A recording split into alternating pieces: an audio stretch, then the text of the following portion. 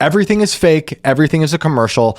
Everything is a scam. Your favorite influencers' tweets are paid partnerships. Their stories are ads. They are owned. The news is a commercial brought to you by other commercials. Large, faceless Twitter accounts steal tweets to siphon engagement, views, and clicks. Everything is a commercial.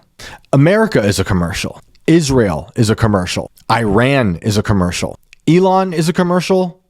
Bindergate was a commercial. Disclosure is a commercial. These commercials are trying to sell you a narrative. They want to control the way you see the world. It is all make-believe. It is a fight for your perception of the world. It is talking heads who pretend to be independent while taking money secretly from billionaires. It is astroturfed viral moments that make you pick a side. It is a monolith of bots sent into the comments to engineer a narrative, to engineer a particular perception. I saw this recent data from Cloudflare.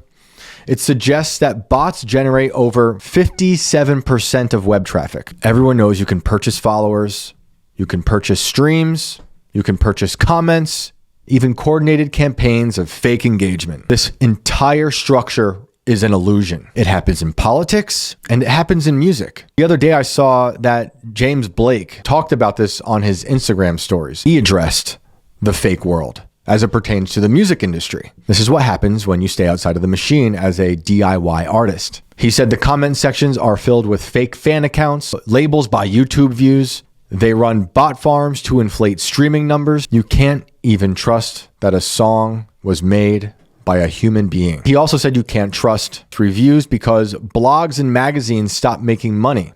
So journalists now get paid off by labels. He also said if you're an artist, remember that in 2026, there's not a single part of the system that isn't faked. This is basically the dead internet theory, but it's applied to the music industry in this case. You really start to see it clearly when you've stepped back from these institutions. There are people who pay a lot of money for these views on music videos so they can attempt to chart.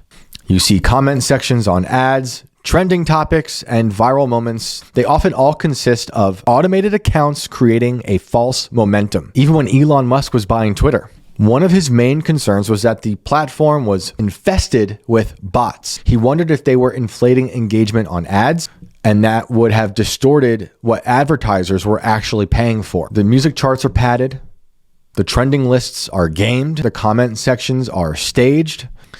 The system is completely gamed. I don't think this problem with Twitter went away when Elon bought it either. In fact, I think it got worse.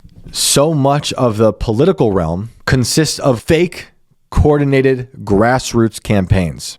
What might look like organic popularity is often manufactured. Ratios can still be a good litmus test for how a post can be. However, ratios like community notes too can also be weaponized because everyone's gaming the system. If you purchase enough bots, you can engineer the perception. But it's also a very government thing to do. Imagine how giddy the CIA is when they can weaponize the algorithm against you. It reminds me of David McGowan's book, Weird Scenes Inside the Canyon. It's a great book. You should read it.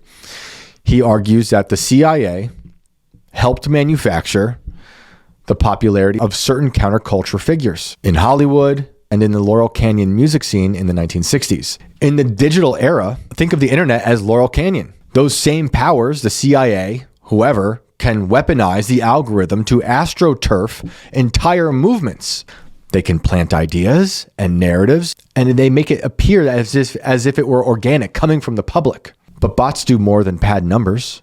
Waves of them can steer AI systems toward fraudulent information presented as objective truth, feeding manufactured narratives back into the loop until fiction becomes consensus. What James Blake was talking about with the music industry, the music charts can reflect the dead internet. AI-generated artists like Breaking Rust, whose song Walk My Walk reached #1 on Billboard's country digital song chart. And then there's Inga Rose, who topped the global iTunes chart with Celebrate Me. Was their success even real? Or was that also propped up by bots? Was it robots supporting robots? Are robots just amplifying the fake popularity of these robot artists? Thankfully, I think people are beginning to reject this. People are beginning to reject the synthetic art. I think people are hungry for something real, something tactile. Even Gary Vee recently tweeted out how analog is about to explode. The real world. It's still out there. It's just buried beneath all of this fake stuff. All of these commercials, all of this AI, all of the robots. It is about the tangible, real objects, unmediated experiences, no gatekeeping. The internet can be great, obviously. It allowed artists to kill the middleman. It gave artists the opportunity to deliver their art directly to the audience. But with the dead internet theory, the screen became the middleman. Since they've been able to weaponize the algorithm became the gatekeeper. That's why the industries began to game it. The DIY artists are necessary, always necessary. The people who try to create outside of these systems, like James Blake. And I think they will outlive the AI slop. They will outlive influencer culture.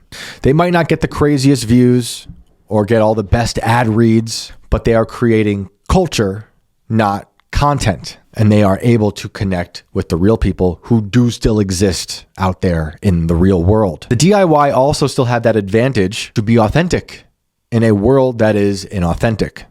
You are up against a system that's been designed to isolate and discourage you. But there will always be a system put in place to try to consume you, steal from you, copy you, or crush you. The algorithm also has its ability to suppress voices that it doesn't like. The algorithm is biased because the people who've built it are biased. Whenever you try to operate outside of these systems, you choose to reject the phantom metrics. The online numbers are not honest. I think what James Blake said was true. You're probably doing better than you think. In a world of so much inauthenticity, of bots, of the dead internet theory, you are probably doing better than you think. It's like how they forced the fat JD Vance meme on us. Like he's a sleep paralysis monster.